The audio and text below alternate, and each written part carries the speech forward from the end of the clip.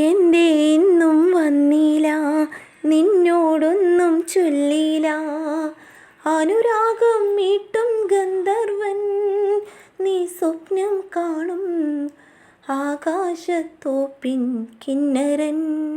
Hello, എല്ലാവർക്കും എൻ്റെ പുതിയൊരു വീഡിയോയിലേക്ക് സ്വാഗതം.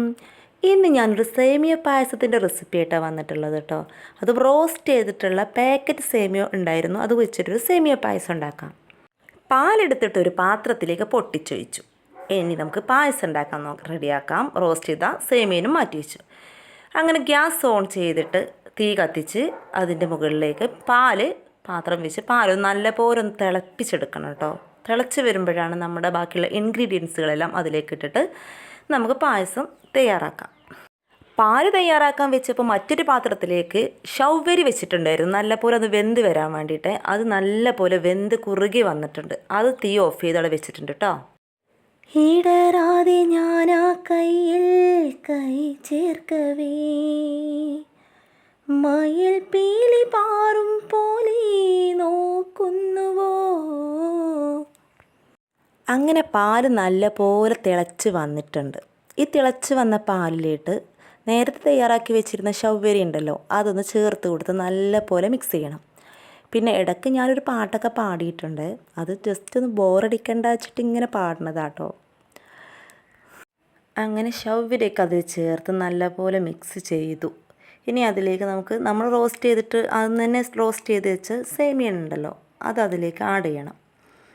അങ്ങനെ ആ സേമിയ അതിലേക്ക് ആഡ് ചെയ്തിട്ട് അത് നല്ലപോലെ ഇളക്കി യോജിപ്പിക്കണം. അതിൽ പഞ്ചസാര ഇപ്പോൾ ചേർക്കുന്നില്ല, പഞ്ചസാര മാറ്റി വെക്കുകയാണ്. സേമിയനും ശൗവരിയും കൂടി നല്ലപോലെ തിളച്ച് വരുന്നുണ്ട്. അതിന് ശേഷം മാറ്റി വെച്ച പഞ്ചസാരയും കൂടെ അതിലേക്ക് പാകത്തിന് നമുക്ക് മധുരം വേണ്ട അനുസരിച്ച് ഇട്ട് കൊടുക്കുക കേട്ടോ. ഇനി ഒരു പാൻ വെച്ചിട്ട് അതിലേക്ക് 2 ടീസ്പൂണോളം നെയ്യ് ഒഴിക്കുക. നെയ്യ് ഒഴിച്ചിട്ട് അതിലേക്ക് ക്യാഷ്നട്ടാണ് ഫസ്റ്റ് ഇടുന്നത്. നല്ലപോലെ ഒന്ന് വറുത്ത് വരണം. നമ്മൾ കിസ്മിസ് അതിൻ്റെ കൂടെ ചേർത്ത് ഫസ്റ്റ് കിസ്മിസ് അങ്ങ് വറുത്താവും, ഈ ക്യാഷ്നറ്റ് ആവില്ല. അപ്പോൾ ഫസ്റ്റ് ക്യാഷ്നറ്റ് ഇട്ടിട്ട് ഒന്ന് വറുത്തെടുക്കുകയാണ്.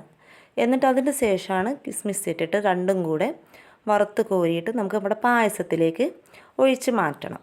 എന്നിട്ട് നല്ലപോലെ മിക്സ് ചെയ്താൽ പായസം അടിപൊളിയായിട്ടുള്ള പായസം റെഡിയാവും. ഇപ്പോൾ അതിലോട്ട് മാറ്റുകയാണ് കേട്ടോ. കണ്ടില്ലേ, നല്ല അടിപൊളി പായസം റെഡി ആയിട്ടുണ്ട്. പ്രത്യേകിച്ച് വേറെ ഒന്നും ചേർക്കേണ്ട ആവശ്യമൊന്നുമില്ല. നല്ല അടിപൊളി പായസം റെഡി ആയിട്ടുണ്ട്. റോസ്റ്റ് ചെയ്ത പായസക്കൂട്ടായതുകൊണ്ട് അതിൽ തന്നെ ഏലക്കാഴി എല്ലാം അതിലുണ്ടായിരുന്നു. അപ്പോൾ സെപ്പറേറ്റ് നമ്മൾ ഇടേണ്ട ആവശ്യമില്ല. അങ്ങനെ ഒരു ഗ്ലാസ്സിലോട്ട് പായസം മാറ്റുക കേട്ടോ. ഇതാണ് അടിപൊളി പായസം. അങ്ങനെ എല്ലാവരും എൻ്റെ വീഡിയോ കണ്ട് ഫീഡ്ബാക്ക് അറിയിക്കുക. എൻ്റെ ചാനൽ സപ്പോർട്ട് ചെയ്യുക, വീഡിയോസ് എല്ലാം കാണാം. ഇനി പുതിയ വീഡിയോയിൽ നമുക്ക് കാണാം. അതിൽ കുറേ പാട്ടുകളൊക്കെ ഇനി ഉണ്ടാവും. ഇഷ്ടംപോലെ പാട്ട് ഞാൻ ആഡ് ചെയ്തിട്ടാണ് വരിക. അപ്പോൾ എല്ലാവരും എന്നെ സപ്പോർട്ട് ചെയ്യുക. Okay, by.